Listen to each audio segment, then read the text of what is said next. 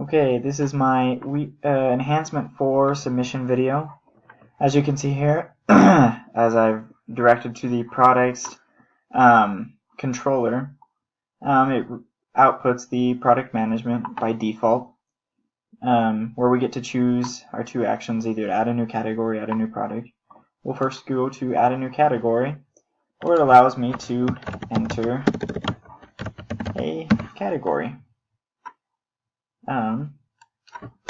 First off though, if I left it blank, it would display this "please fill the category name field" error, and I would enter it in, and as you can see, it redirects back to the controller where it reloads the page and includes that new category in the dynamic navigation bar.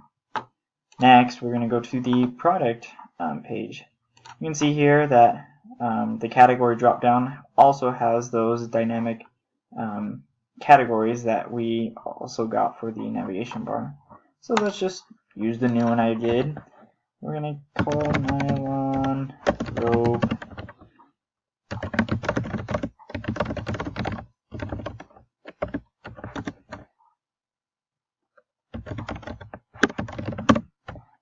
and we're going to for mine in the image and thumbnail path, if I leave it blank, it automatically leaves the no image file name. If I go to price, I'm going to go add the price to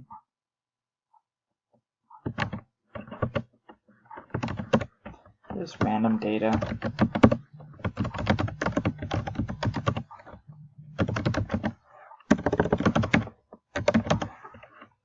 And first we'll just leave this last one blank.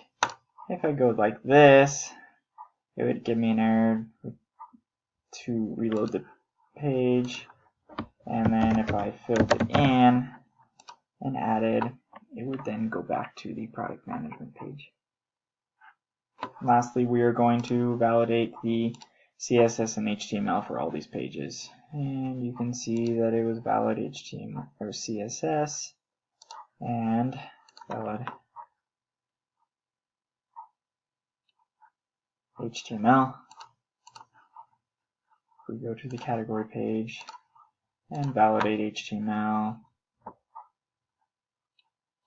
It is also okay. And we go to the product and validate HTML, and it's okay.